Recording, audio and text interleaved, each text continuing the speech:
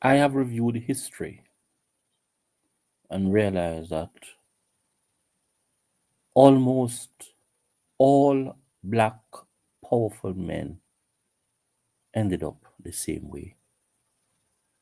Before their death, they are destroyed. Martin Luther, destroyed. Malcolm X, destroyed. Nelson Mandela, destroyed. Booker T. Washington, destroyed.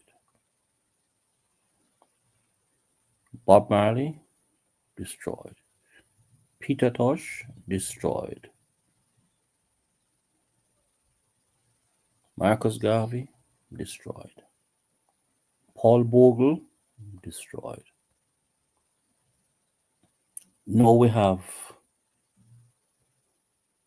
Olympian Fred Curley and footballer Shannon Sharp being destroyed. Before that, we saw Michael Jackson being destroyed too. We saw Prince being destroyed. Before their death, they are never given a standing ovation citation straight through their life and into death. They are always destroyed before death. Why is that so? My answer to this is not simple. Race has a play inside of it. But what about the black man that irks the Caucasian system? What about the black man that irks Western society? Is the black man powerful and he doesn't know it? But what about the black man that drives fear in Western Caucasian run society? It seems as though black men are normally never pedestalized, made an era of from their life begins to its ending, so they could be an exemplar or an example or a mentor for black men coming up. They are always destroyed before death. And it's a part of the reason why young black men do not want to associate themselves with many other or former black men because we all end up the same way, destroyed by the system. The system is afraid of us. A number of persons are not seeing it. That while you are there grooming your children and grooming others, you need to let them be aware. One of the art of war, the art of power, is to strike you and destroy you where you are the strongest. And if they do that, it has been referred to as buck breaking in slavery, and they have used that same buck breaking system throughout history and even up to now, where they strike you at your strongest point, and if they destroy at your strongest point, then there's no need to try to attack you anymore. In other words, it is image assassination, character assassination, and competence assassination. So if they destroy you there, then everything is finished and nothing needs to be done about you anymore because nobody is going to want to associate with pedophile, a rapist, a murderer, a thief, and all the negative things that they label you little before your death was to destroy you. When most times, if not all the times, it is partly true and mostly false. But what it is, it's a character assassination at your strongest point. Listen to this. This is Fred Curley. Oh, boy. Another black man bites the dust.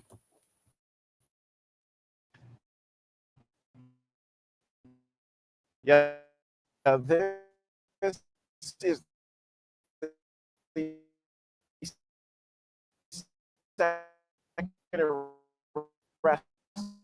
the past 4 months for this Olympic athlete, and we know that this involves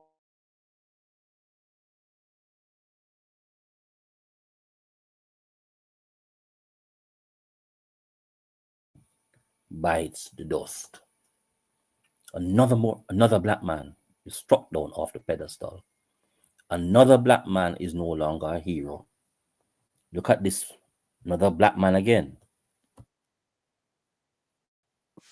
Man.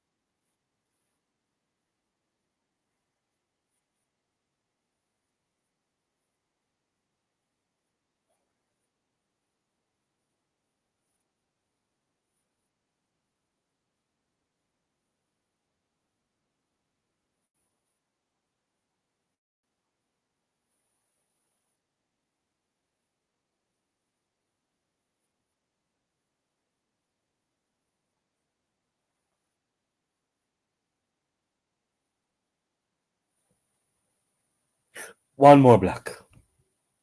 One more black person bites the dust. I want all our ladies to understand that your black sons are living in a time that is hostile to black heterosexual males who are going to be powerful, black heterosexual males who are trying to be examples for their families. We need to stop, let them mar our minds with all these negative things when our black men rise to the top. It seems as though the black race is preponderously happy when another black is destroyed. But when a white is destroyed, they have little or nothing to say about it. A matter of fact, in many instances, they empathize or understand the situation of these persons who are fallen. But whenever a black man falls, the blacks seems to rise substantially, enjoying the demise or the fall of the other black man. Why is this so?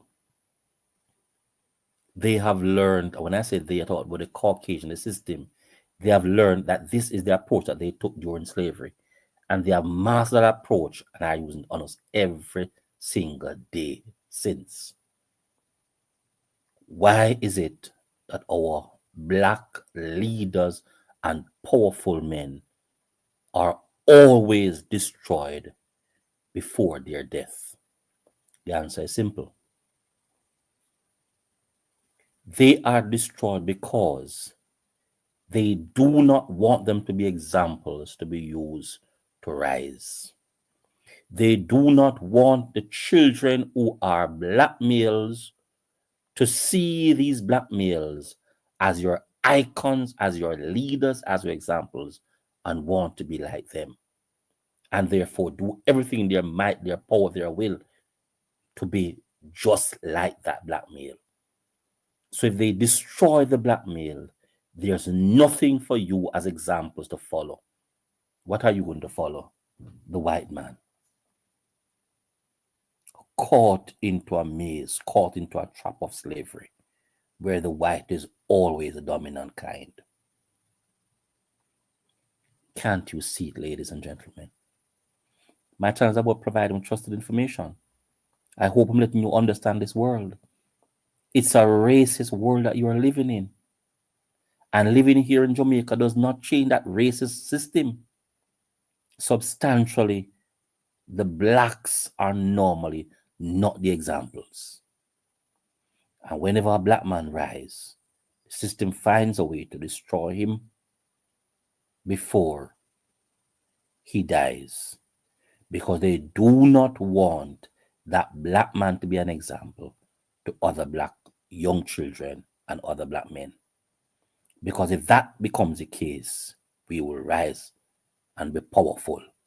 So what they do, they disarm, destroy all your artifacts, all your books, all your systems, and ghost all your things.